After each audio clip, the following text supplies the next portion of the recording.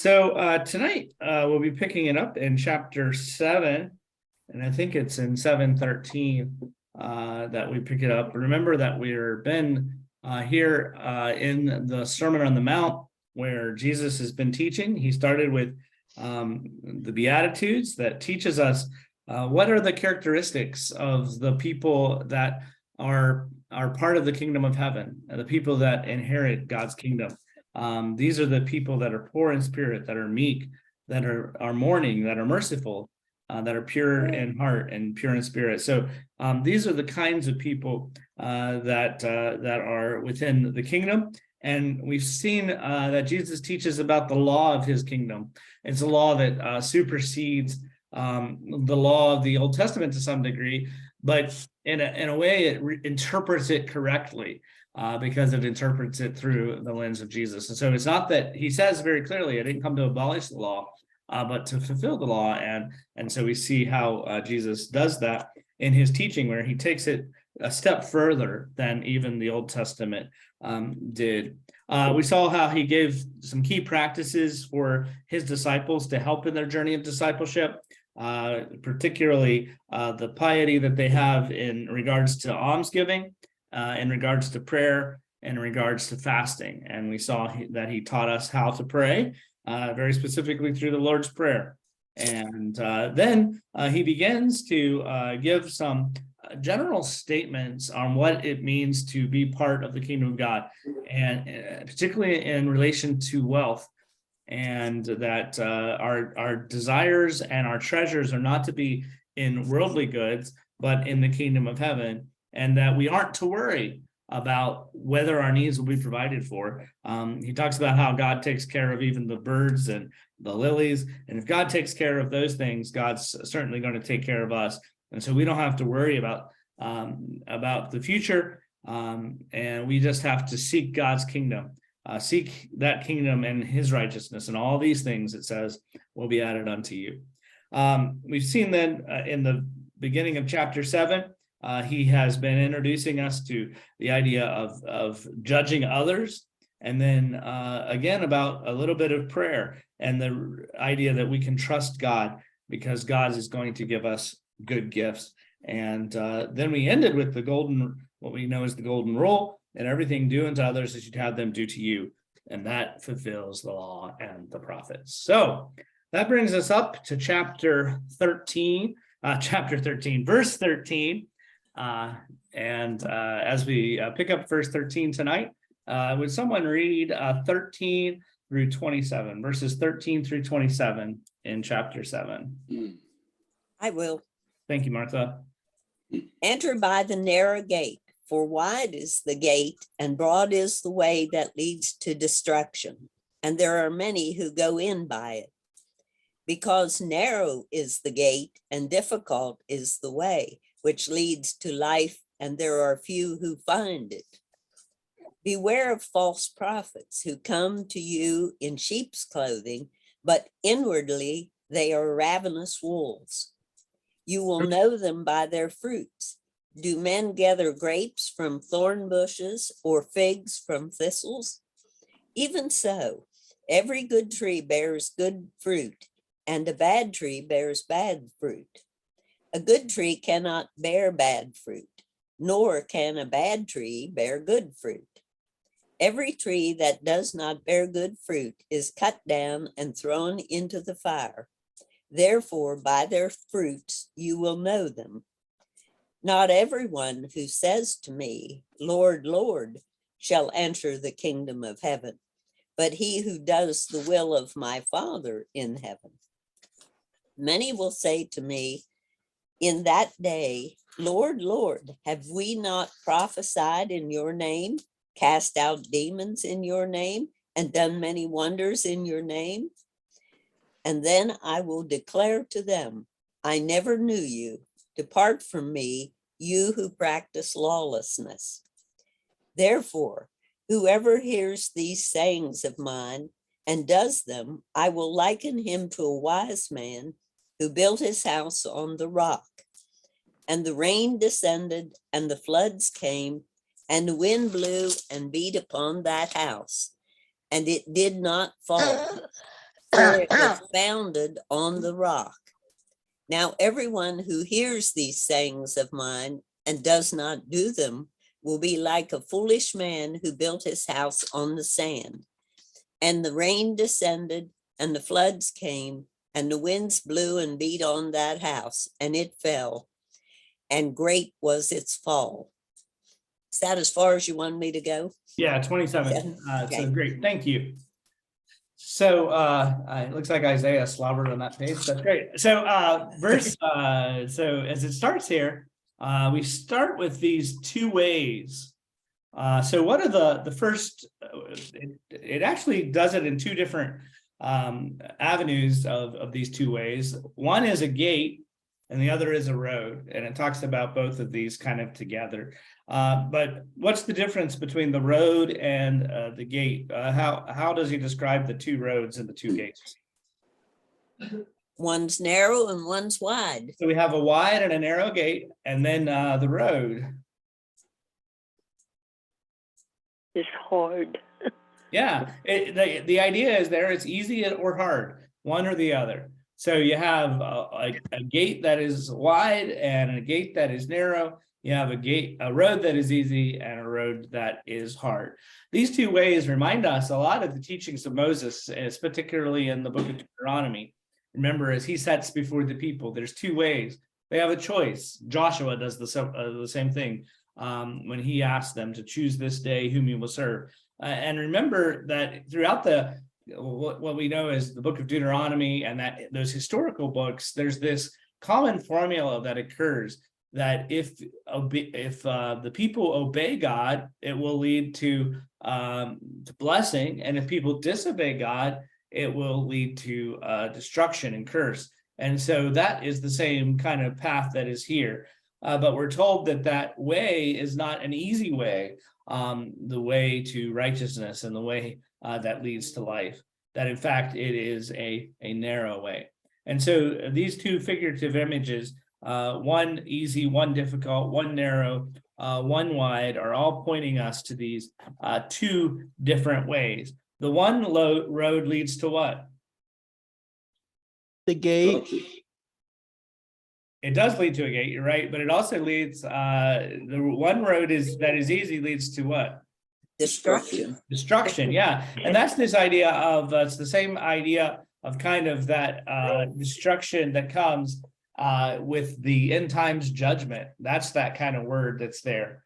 Looks like Isaiah is done with Bible study, so we're passing him off to mom. But yeah, so that's the kind of this destruction is this end times judgment. That's what it ultimately leads to, is death, destruction, and the other way it leads to is what? If we take the more difficult road, Life. life, yeah. So life. But then it ends with kind of a little bit of an ominous statement that there are few who find it. And that word find takes us back to that imagery of seeking and finding and asking and knocking and all those ideas that we saw back in earlier in this section and in this part of the Sermon on the Mount. But that there are few who find it, pointing out that it's not always going with the crowd. It's not always going with what's popular, but that it is the way that is taken actually by the few. But ultimately, what this is pointing us to is when it talks about this narrow gate, when it talks about this difficult road, it's all about keeping the teachings of Jesus. That's what it is to walk that road. That's what it is to follow the narrow gate, is to be one who keeps the teachings of Jesus. That's what he has been saying throughout the Sermon on the Mount. That's what he will repeat here before the end of this chapter. And so it's not just the way of wisdom. It's not just obedience to the Torah or the law, but it is keeping the teachings of Jesus. That's what leads to life. And that word life connotes not just living in the sense of this earthly life, but eternal life. And that's what it is really speaking of, is that it leads the life of the kingdom of heaven, the eternal life. with the Lord. So this is the road that Jesus is encouraging us to take. Then he goes into a warning. And what does he warn them against, starting in verse 15, there 15 through 20? What is the warning? False prophets. So false prophets. So this is one of the dangers that the community was facing and was keeping people from the way that leads to life were false prophets. He talks, Matthew, Jesus actually is talking here. Matthew's recorded this teaching, but it starts with beware. And that word beware really has this sense of caution. Matthew has used it previously in this book when he talked about Jesus' warning to practice piety in public. He'll use it later when he talks about the warning us against the teachings of the Pharisees and the Sadducees. And here, this is the idea of these false teachers. The emphasis, however, is not actually on what they teach, but on their deception, that they are actually deceivers. And the emphasis is that they've come in and tried to show themselves to be part of the community of faith. They've tried to show themselves to be those who kind of walk the narrow road, that or walk on the narrow gate, and the hard road, but actually, in fact, they're not. So that's their sheep's clothing. Sheep often is used as a term to describe the people of Israel. It's often used to describe the faithful. And so here they're acting like they're faithful, but they're not. Inside, what are they really? Ravenous wolves. Ravenous wolves. So Matthew uses the term. It's not just they're wolves in sheep's clothing, but they're ravenous wolves. They're coming in to destroy the community, and they're bent on destruction. And so this actually is a metaphor that doesn't. No one's really found it occur elsewhere outside of Matthew and this teaching here. And so it seemed to be one that Jesus must have started this kind of phrase, was a wolf in sheep's clothing. And it does really show us that these false prophets, they act like they're faithful, but in fact, they're actually leading to destruction. But how is it then that the community of faith is to judge and know whether these prophets are true or false? Know them by their fruits. By their fruits. And when it talks about fruits, what do you think it's getting at? Their works. Their works. Yeah, that's right. This is what they do. It's their works that is being pointed out. Judging these prophets by their works. It's not the outward appearance, the idea that they're wearing the sheep's clothing and then that they're part of the community that is the guide to their inner character. It's what they do. It's the results that they produce. That's the fruit. And what they do reveals who they are. So there's really a strong emphasis here in Matthew's gospel on this idea that our works will demonstrate whether or not we are among the faithful. Our works will demonstrate whether or not we take the teachings of Jesus seriously and have implemented them into our lives. That lesson continues with the thorns, and he talks about grapes. He says, are grapes gathered from thorns or figs from thistles? I almost said figs, but it's figs from thistles. So what's the answer to that question? Are grapes gathered from thorns? Are figs gathered from thistles? Nope. No, that's right. The answer is no. So the idea here is that here are these really common things. Grapes and figs, they were some of the most common plants in Palestine, but not as common as thorns and thistles, which were the most common things that occurred. And these individual trees of the grapes and the figs particularly were known for the fruit that they produced, and the bad ones would be cut down.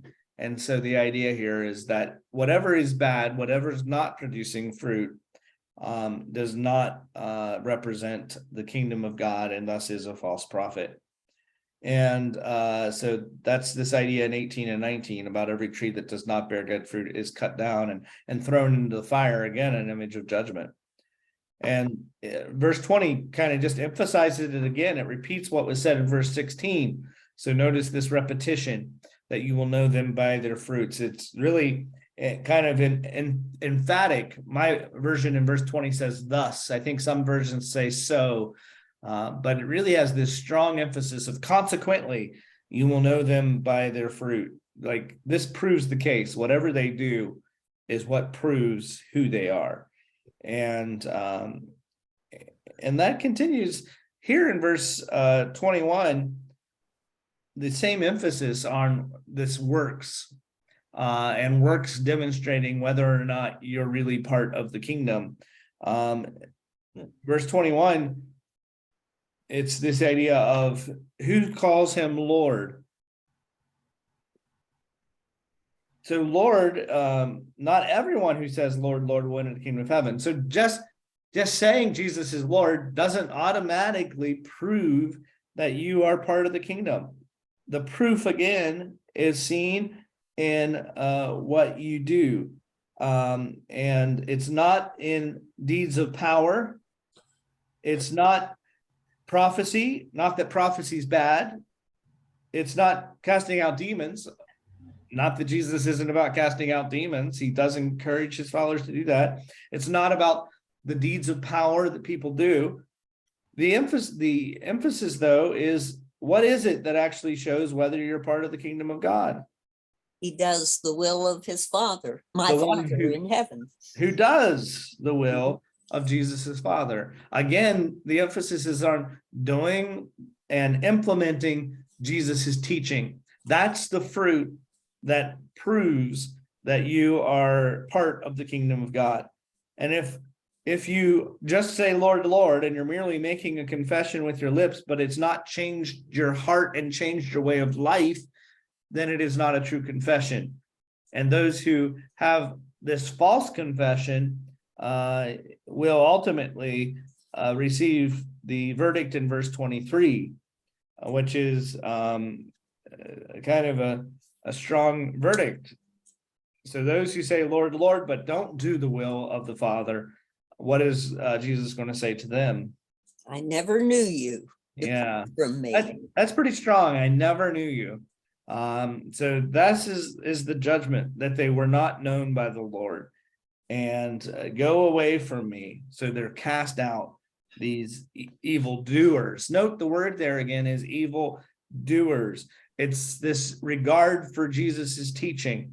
Lawlessness is the same translation. Some might translate it that way. It's not doing the word of God.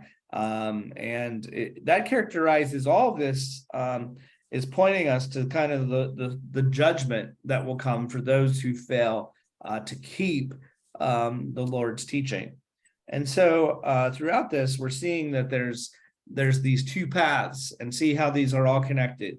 Which path are you going to go? The path that takes Jesus's teaching and implements it, or the path that merely tries to confess Jesus as Lord, but doesn't actually live out the teaching that he is saying?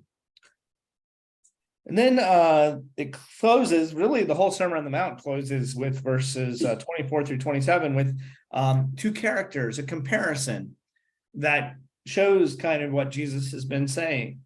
And he really wants to drive home. I think this kind of drives home the teaching that has just come, but also the whole teaching throughout the Sermon on the Mount of obedience to the Lord and what that looks like. Notice that there are several features that separate these two. So the first thing is, it's everyone who hears these words of mine and acts on them will be like what? A wise man who built his house on a rock. The rock. The wise man who built his house on the rock. So the comparison is in verse 26. Everyone who hears these words of mine and does not act on them. So notice that these are both the wise person and the one who is foolish. Both of them have heard the word. The difference is what they do with the word. The one obeys it and acts on it, and the other does not act on it, and they're like what? The man who built his house on the sand. One who builds house on sand. So the difference, everyone hears the word. The difference is what they do with the word, which makes them either wise or foolish, and leads to the conclusion of what foundation they built on. Some were built on the rock, and they're the ones who implemented the teaching. Others built their house on sand. They're the ones who did not act on the teaching. And then the end result is the rain comes and the floods came, and we all know that song, "The wise man built his house upon the rock," right? I always like the one when the house came tumbling down, and we do the action for the foolish man. But we have the one that it stands, it's firm, it was founded on the rock, it didn't fall. The other one comes crashing down. And Jesus really emphasizes that it's not just that it fell, but he repeats in verse 27 for emphasis, great was its fall. So the emphasis there on that foundation. Which foundation are we built on? Are we going to have a sturdy house, a secure house? Or are we going to have no shelter against the storm? The distinction is not based on whether they studied the law, whether they knew all the Torah. The distinction is what they did with Jesus's teaching, how they heard that and then did them and put those words into practice. And so that's the big difference there. Do you have any questions or observations on 13 through 27 that you'd like to point out, or anything from your study or notes?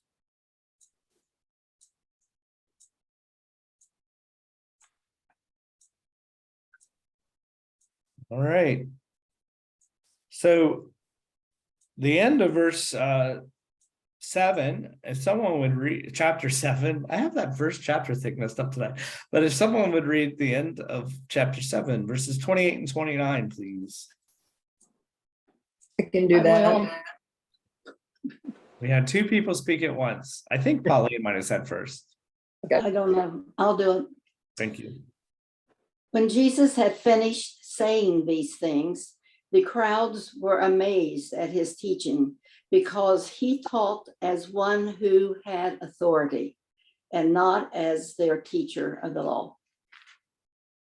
Thank you. So this actually marks the end of the Sermon on the Mount. And so that Sermon on the Mount that started in chapter 5 now officially comes to an end. Matthew has now, everything from the beginning of chapter 5 all the way through 7:27 has been Jesus's words. He's been teaching. Now the voice of the narrator, Mark, reappears, and we have his voice come back. Everything since the beginning of chapter 5 has been Jesus's words. And this same formula, when Jesus had finished saying these things, that's going to occur at the end of each major discourse. Remember, there are 5 major discourses within the Gospel of Matthew, and each one of the discourses will end with that kind of formula when Jesus had finished saying these things. And then we have a contrast. What is the contrast that is introduced in verse 29? He taught as one having authority and not as the scribes did. Yeah, so the contrast here is between the scribes. Matthew is declaring Jesus' superior authority as the interpreter of the law, because the scribes were the ones who interpreted the law. And ultimately, Jesus is shown to be the superior interpreter of the law. And that's what the Sermon on the Mount has been all about, that Jesus gives us kind of the correct interpretation of the law, and it's carrying out its full purpose. And so this authority then is what Jesus has, that is a very unique authority that supersedes anything that the crowd has ever seen before. And of course, we know that authority is because we're told in chapter 1, he's Emmanuel, he's God with us. And we know that authority is because he is the Son of God, whose works and words are authorized by the Father. So all of that is emphasized in those couple verses. So that's the end of the Sermon on the Mount. Have there been any insights that you've gained as we've kind of made a journey through the Sermon on the Mount in the past few weeks?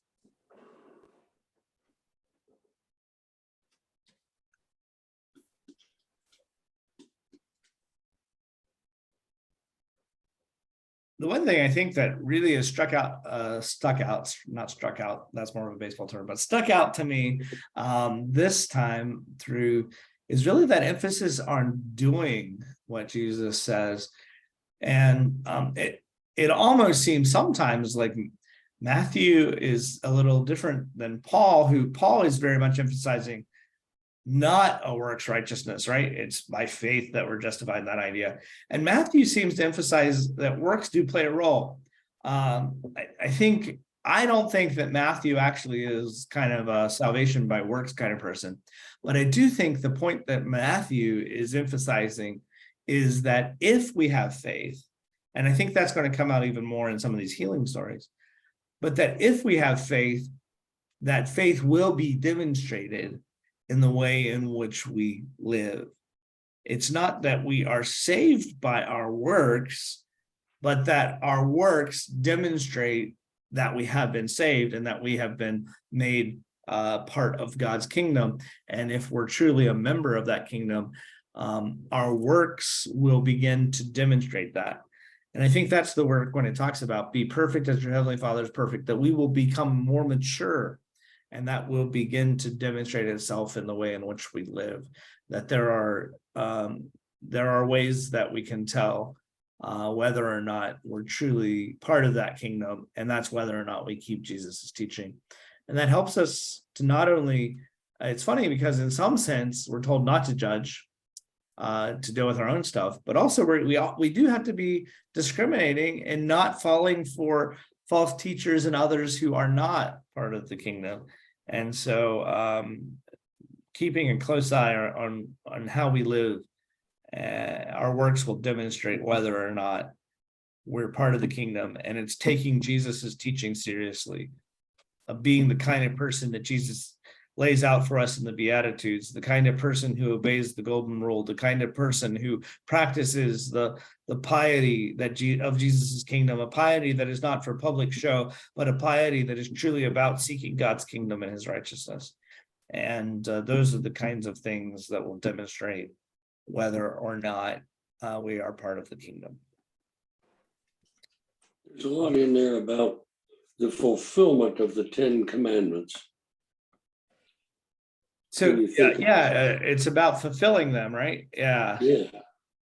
Explain a little bit more what you see there. Well, it just seems like that he touches on all the areas that are in the 10 Commandments and how you're supposed to react to that or implement. Yeah, he takes it.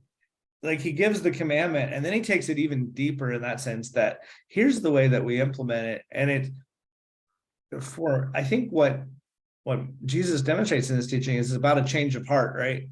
It's not just obeying the law to obey the law and avoid judgment. It's obeying the law because our hearts have been changed. And so we're able to obey it to a greater degree than even the teaching of the Old Testament. So yeah, I think that's a great point. All right. Well, chapter 8 gets us into a new section. And that authority that we were told about here at the end of the Sermon on the Mount in chapter 7 is now going to be manifest in Jesus's mighty acts. And we're going to see how he has power over demons and power over suffering. And they give us several stories. And I thought it might be good just to talk in general about some of the healings in Matthew's gospel and what is their function. In Matthew's gospel, there are several kind of purposes of these healing stories. One is clearly they affirm who Jesus is, that Jesus is the one who has the power of the kingdom, and that power is at work in his life. Secondly, they are demonstrating God's power and God's purpose in overcoming evil, in delivering from oppression and illness, and really redeeming all of creation. Thirdly, I think they show us a little bit of insight into how we are to interpret Jesus's works. They are often linked, and we'll see this in chapter 8 and throughout Matthew's gospel, that those miracles are linked to Old Testament stories of the law and the prophets, and that those links help us to understand who Jesus is through the lens of Moses and Elijah and Elisha and those Old Testament characters. Then they kind of point us in each of these stories.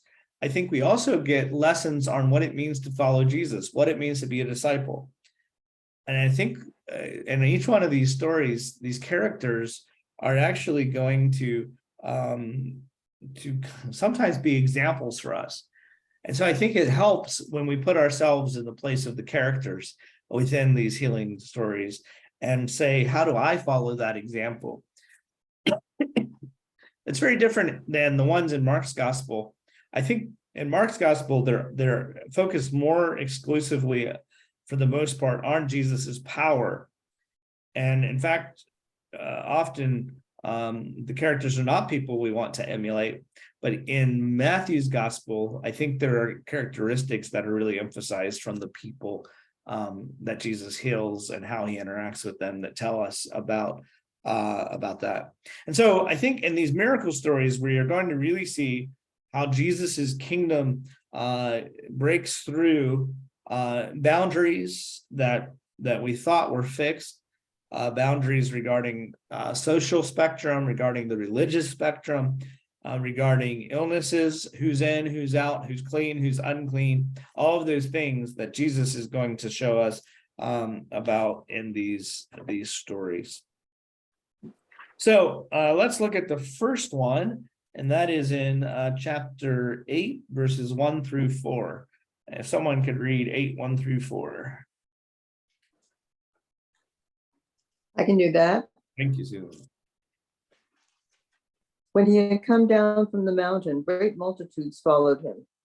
And behold, a leper came and worshipped him, saying, Lord, if you are willing, you can make me clean. Then Jesus put out his hand and touched him, saying, I am willing, be cleansed.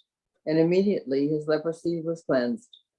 And Jesus said to him, see that you tell no one, but go your way, show yourself to the priest, and offer the gift that Moses commanded as a testimony to them. Thank you. So Jesus comes down from the mountain, the crowds follow him, so clear indication that his teaching is over in the Sermon on the Mount. And it says in verse 2, behold, that word behold really often signals that something important and exceptional is about to happen. So behold, this man with leprosy approached him. And so leprosy, of course, some question over exactly what type of skin disease this was. I don't think it ultimately really matters as far as our interpretation of the story, but there are various theories into what the actual skin condition was. But the bigger problem for this man is what that skin condition, what verdict the community had placed upon him because of that skin condition. And his request to Jesus really gets to this. What is his request? Make me clean. Make me clean. Did you notice that that this is not heal me? It's not about, it is about healing a skin condition, but that's not the big concern for the man. The big concern is whether he is clean or unclean. Because if he is unclean, he is shunned by the community. He is an outsider. And that was the problem here with leprosy. You were shunned. It was a condition that made him unclean. And that's very striking that this leper asked not to be healed, but to be made clean. It's not even that he's contagious that he's concerned about. It's the fact that he is defiled. And he is seen defiled. Now, there's a couple things that point us to this leper's faith. Did you notice what the leper does that points to his faith? He knelt. He worshipped him. He knelt, worshiped. or kneeling, which would emphasize kind of bowing or worshiping before him. So kneeling, and that emphasizes his humility as well. So he kneels before Jesus. So that is an indication of his power. That he's recognizing Jesus's power. There's another thing he does in what he says. What does he say that would indicate that he recognizes Jesus's power? I think he says, if you are willing to clean me. Yeah, so if you are willing or if you choose. So that's significant, I think, because it's not if God chooses, is it? It's if you choose. The Right. implication is that he recognizes that Jesus himself has the authority to do this. And in some sense, maybe that Jesus himself is God, because he recognizes that Jesus has the authority. It's if you choose, and he recognizes that Jesus is the one who has that ability. So he doesn't ask Jesus to implore God to heal him. He asks Jesus to make him clean. There's another thing that he says there in that statement in verse 2 that would indicate that he might recognize who Jesus is. You can make me clean. Yeah, you can. So he recognizes that Jesus has the ability. The question is whether or not Jesus will exercise that ability. So that's great. And one other word. He called him Lord. Yeah, I think that's significant, right? Yes. He recognizes that Jesus is Lord, and emphasizing that addressing him in that way is going to, that term Lord will take on even greater significance as this chapter continues. And so addressing him in that way, I think, is all these things. So kneeling down, Lord, recognizing him as Lord, recognizing that Jesus is the one who can do this, and that Jesus can choose whether or not to heal him. All of this recognizes that the leper has faith and recognizes who Jesus is.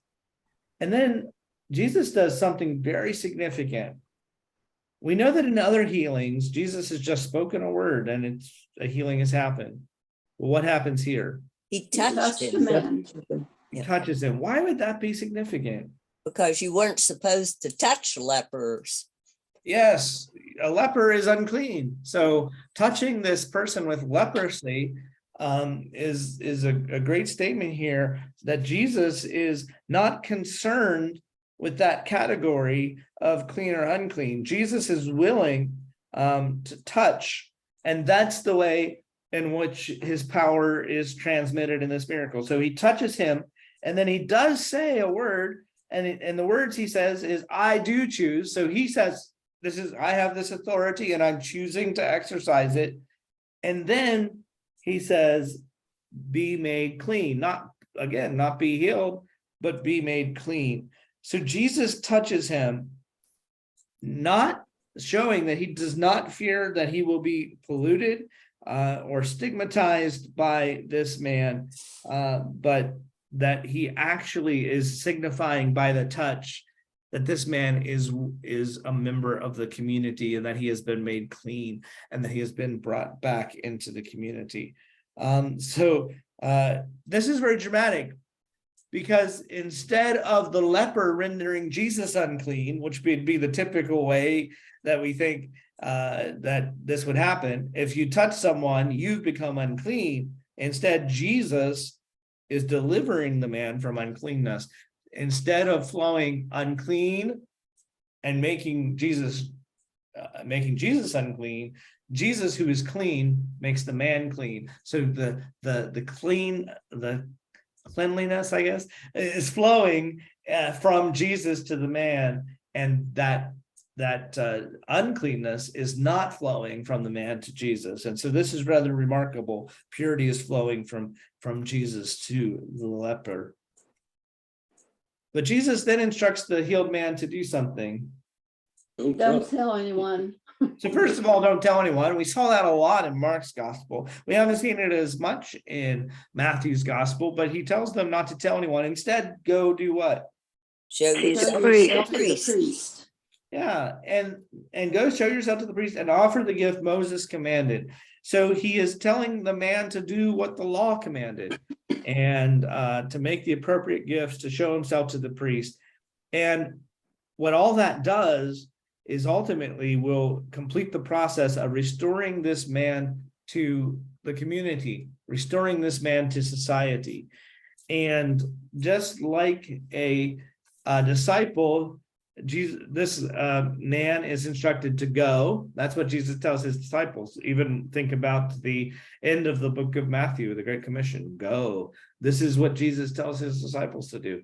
And then he says to offer testimony, go and tell. That's the idea of what a disciple does. And so this man shows himself to be a disciple in the way that Jesus charges him to go and offer testimony.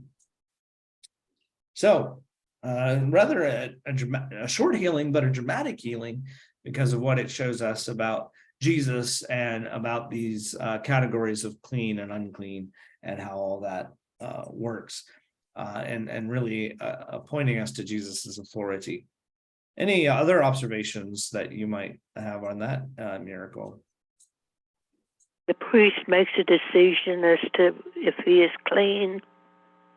Yeah, the priest is the one who has the authority to kind of restore them to the community. And there doesn't seem to be a question that would happen here. It seems to be that the man was healed and made clean, and so that he would be restored to the community. We're not told if the man actually does it. We just, again, I think that's why it's helpful to put ourselves in the story a little bit, and to see ourselves as the one who is being healed in these instances, and hear our call to go and to tell as well, and to say what would we do in this story. And so we don't know ultimately if the healed man carried this out. I assume he does, based on the way in which the story is told and his faith, but we don't know for sure. There was quite a bit of procedure about cleanliness and uncleanliness and how to overcome it Mm-hmm. from the Old Testament and Deuteronomy and so forth. Yeah, Leviticus. Yeah. Certain gifts you had to offer to the priest and sacrifices to be made and so forth, and maybe even wash yourself and wash your clothes or whatever. So there was something had to be done. And if you wanted to be recognized in the community, he probably had to do it. Mm-hmm. Yeah, and I think that you can read all about those, particularly in regard to leprosy and the skin disorders in Leviticus 13 and 14, for all the kind of commands that they talk about here. So there was very strict requirements, and Jesus doesn't say don't do those, but he allows the man to go and go through that process. Yeah. Again, I think that points us to the fact that Jesus is not disregarding the law, but pointing us to the greater purpose of the law. All right, our next healing is in 5 through 13. Someone read that, those verses, 5 through 13.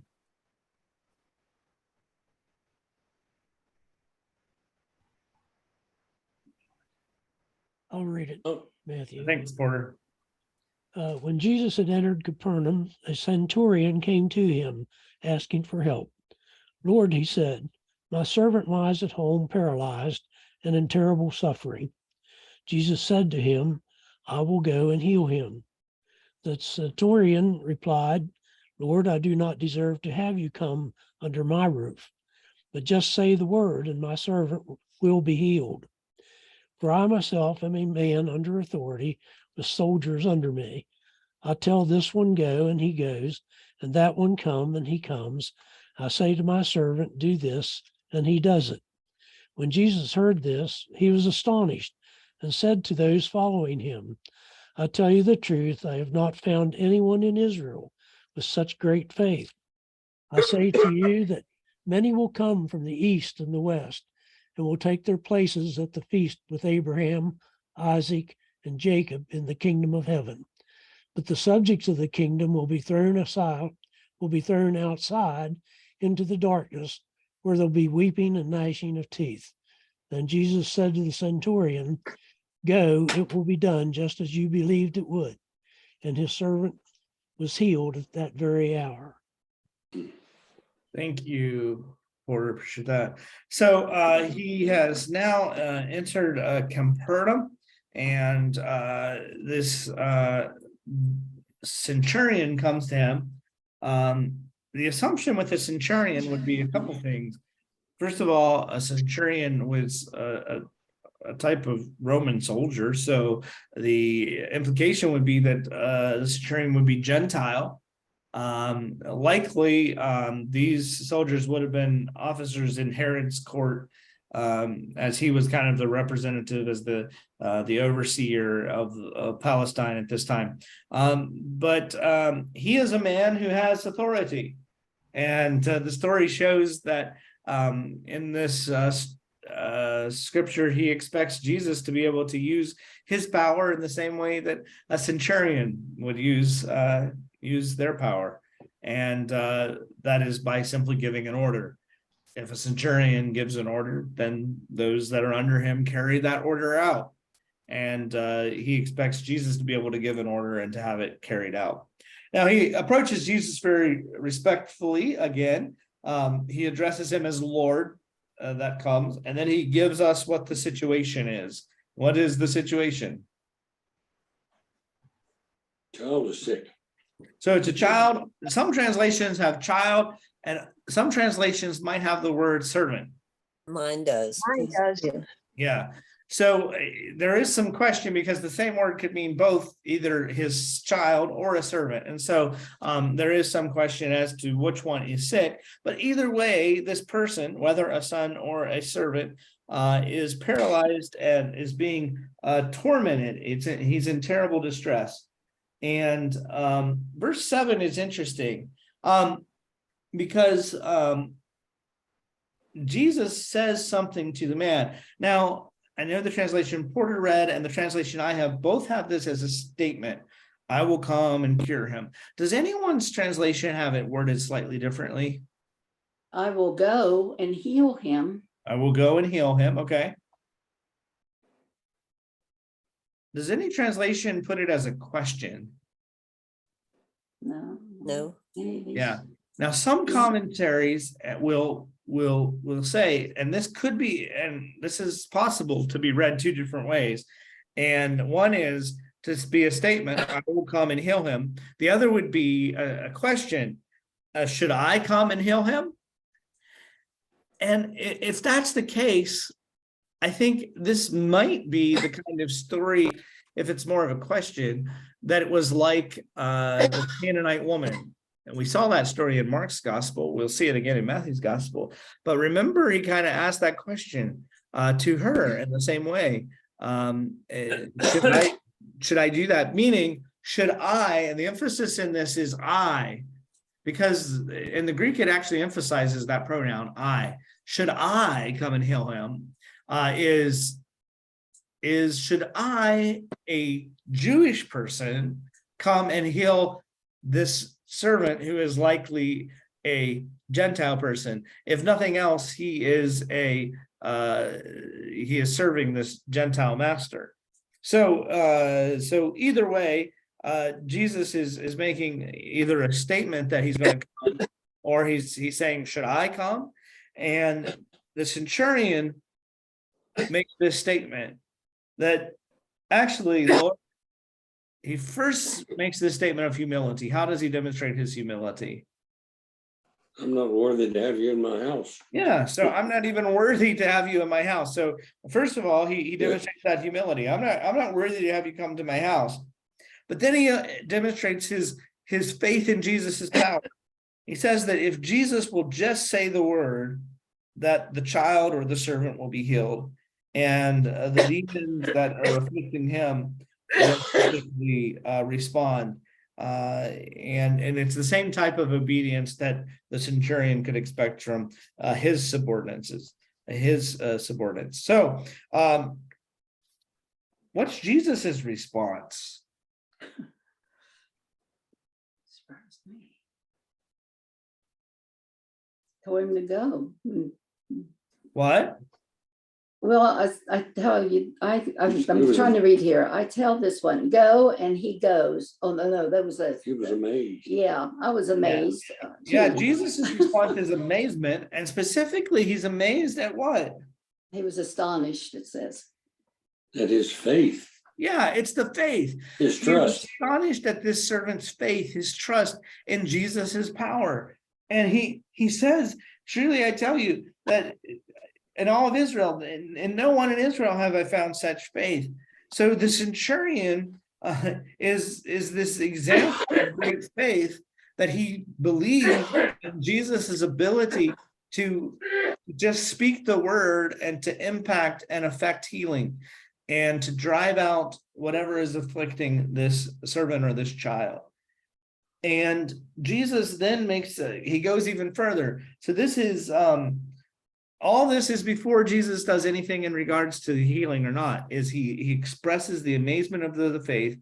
And then he says, in essence, in verses 11 and 12, that this centurion is foreshadowing something that's going to happen at the end times. He talks about a banquet. And we know that there was kind of this idea that there will be this great supper at the end times. And what is Jesus is saying is that the boundaries between Jew and Gentile are going to be overcome, that who is excluded and included will be different than what we normally thought, because it's not going to just be based on ethnicity. It's not going to just be based on whether or not I am an heir of Abraham, Isaac, and Jacob. It's not going to be based on my kind of lineage. It's going to be based on what? His faith. Faith. Yeah, faith is the key. And he says that many will come from east and west and eat with Abraham and Isaac and Jacob in the kingdom of heaven, meaning that there are going to be Gentiles who come in, and at the same time, there will be those who are actually heirs, in verse 12, that will not be part of the kingdom because they lacked faith. Faith is the key. Faith is what allows one to be part of the supper or not. Entrance into the kingdom is based on faith. Your place at the table in this end times banquet is based on faith. Those who have faith, both Jew and Gentile, are going to be gathered in. Are those heirs to be construed as Jews? That's the way I kind of read it, is that this is in verse 12, right? The heirs of the kingdom, that those are the Jewish people who lack, the ones who will be thrown into the outer darkness are those who lack faith. The ones who say Abraham's my father, I don't have anything to worry about. I think that would be exactly the kind of people, right? Abraham's my father, and it doesn't matter what I do with Jesus. But what Jesus is saying is that he's the one that having faith in Jesus is the key. Okay. Yeah. Hmm. So, yeah. And that's they'll be thrown into the outer darkness. Will there be weeping and gnashing of teeth? We see that outer darkness is going to come up. Matthew uses that a lot for kind of his idea of judgment. That is, we're going to see that in chapters 22 and 25 again.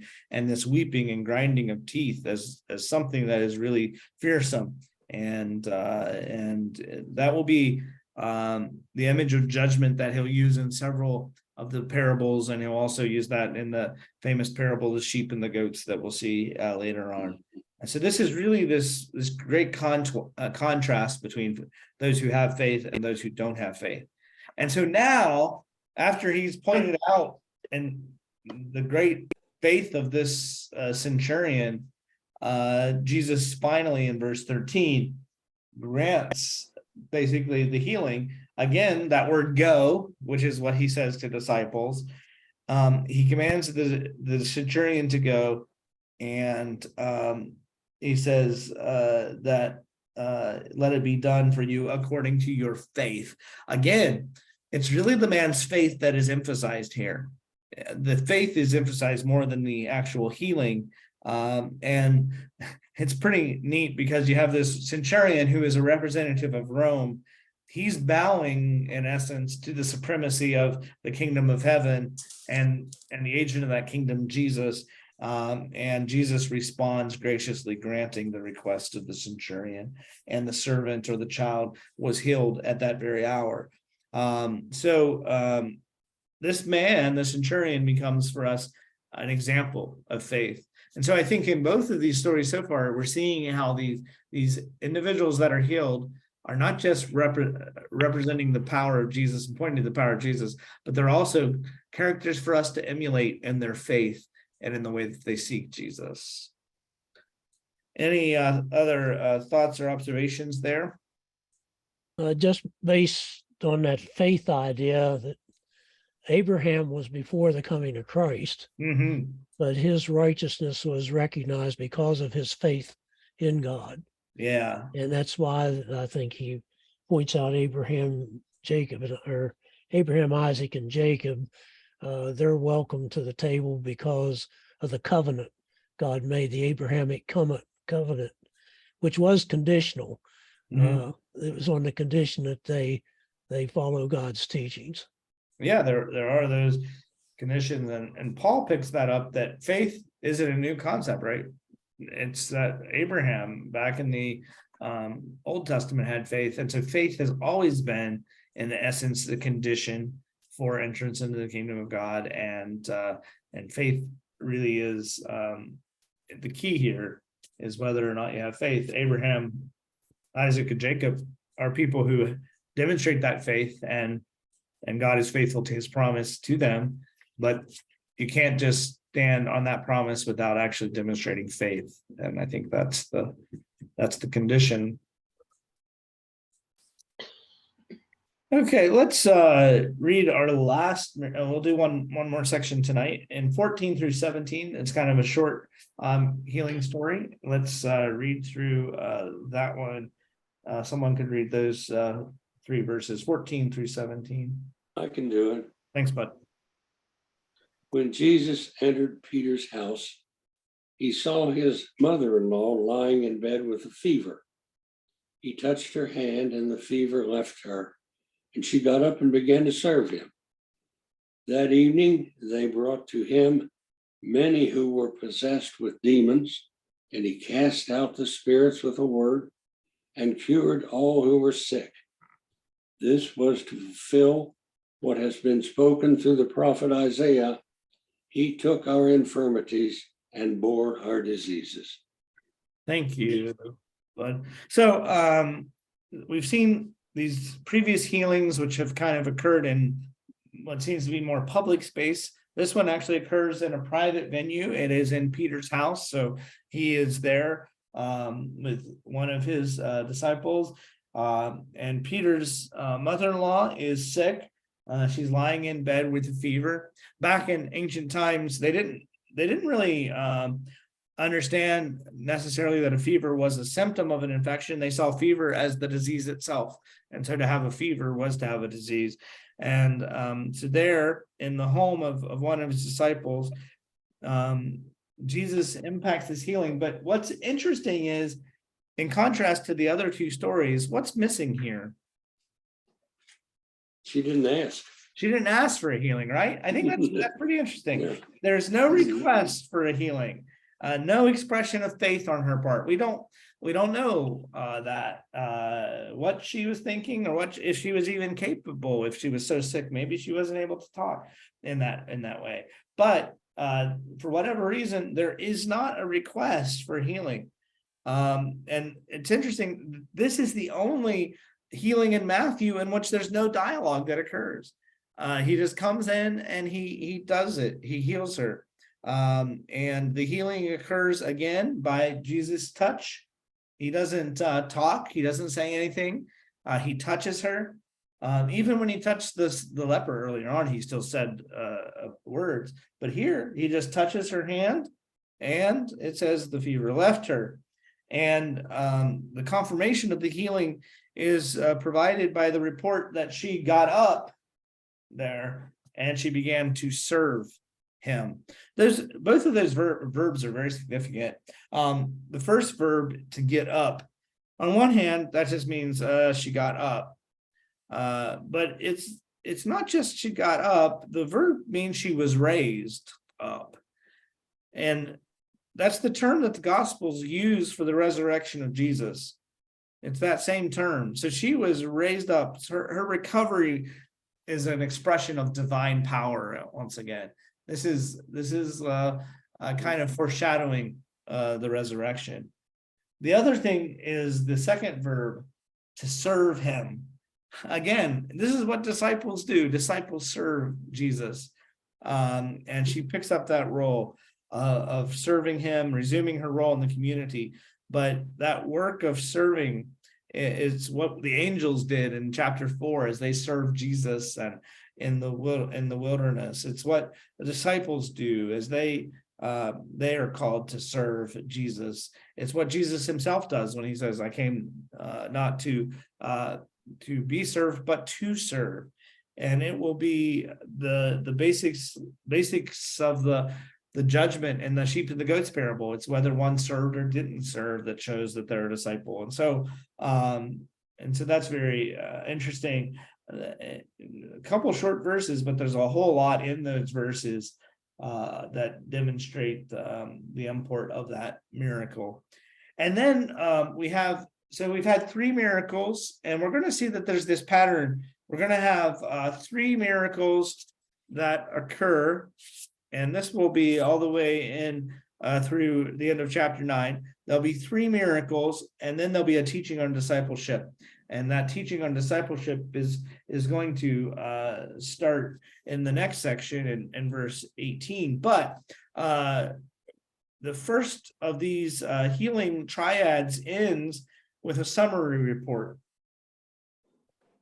in verse 16 and 17.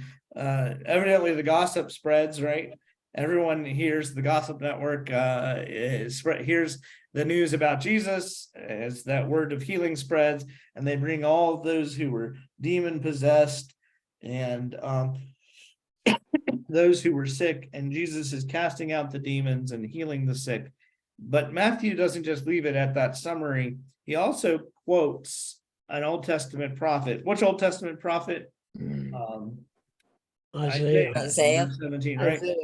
And it's Isaiah, and he says that this is to fulfill that which was spoken through the prophet. He took our infirmities and bore our diseases. And so this is showing us that Jesus is fulfilling that he is the servant that Isaiah spoke about in Isaiah chapter. This is a quotation from Isaiah 53, which is the suffering servant, which has great significance for Jesus's death and understanding who he is.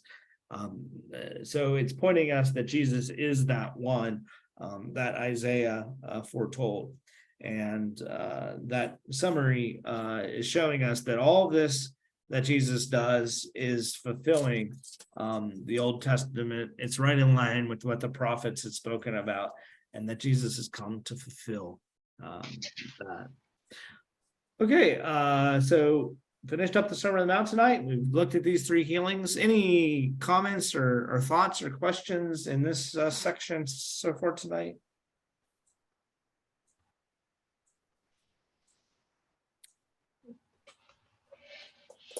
So next week, we will pick up on verse 18, and we'll have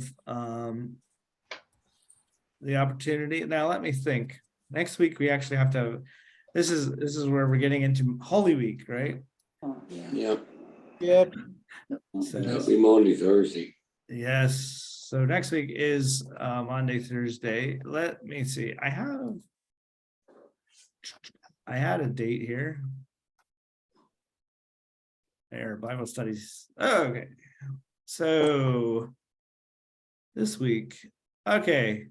So we will plan to meet Sunday evening, yes, April 2nd. So we'll plan to meet Sunday evening at 7, and we'll do this since next week is Holy Week, and we'll look at the rest of chapter 8 and see how far we get into chapter 9. All right, any final thoughts on Matthew? Sunday evening at what time? 7. 7 on Sunday night. Yeah. All right. I'm gonna stop the recording.